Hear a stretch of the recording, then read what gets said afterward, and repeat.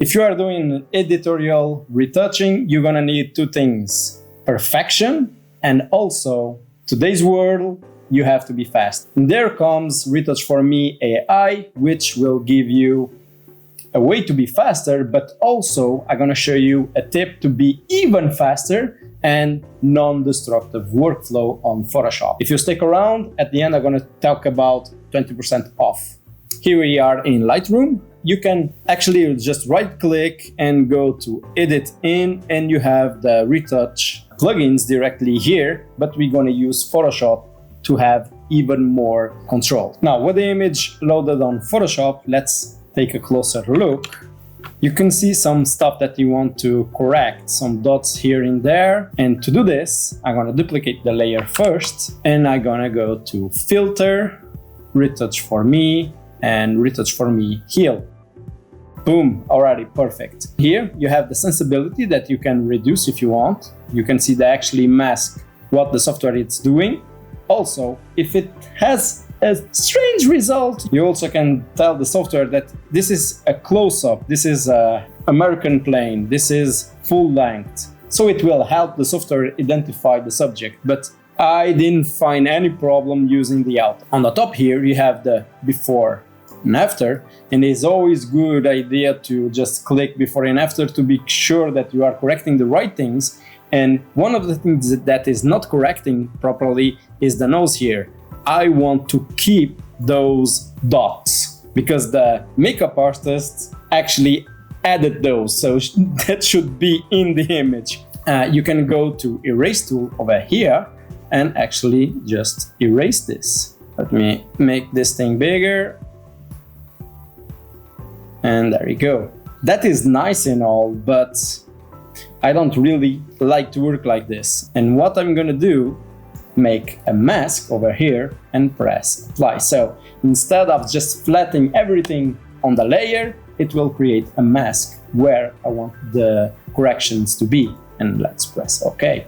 If I just turn off the other view, you see that only those dots are being corrected. I want to recover the nose here, and I'm gonna just use a mask and just brush out those areas over there. Full control. You are in control.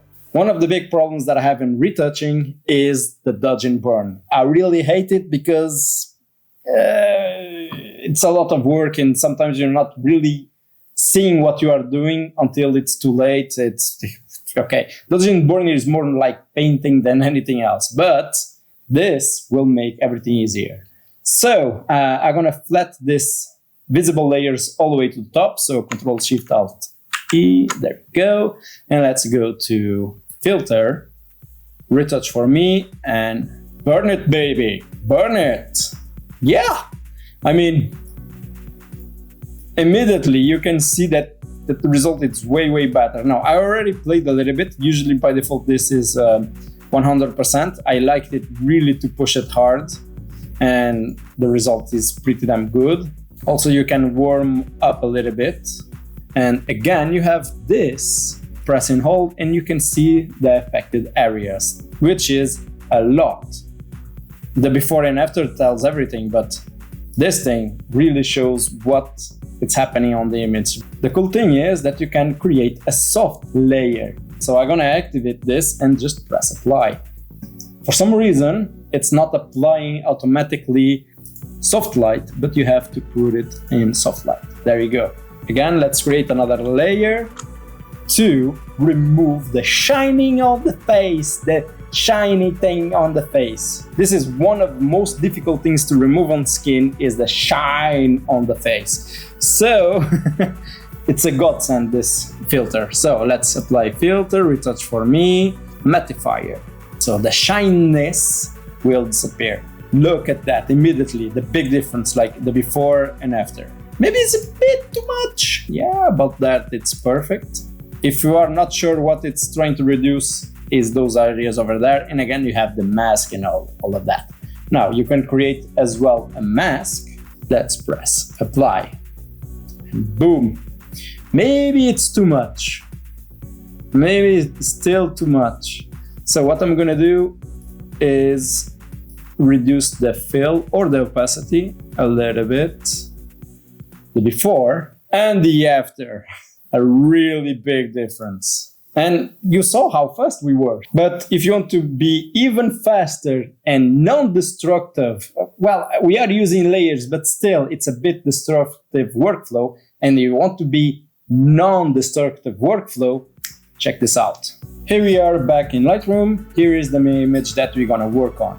Instead of just right click and go to edit in Photoshop, I'm gonna open as a smart object in Photoshop. If you don't know what smart object is amazing.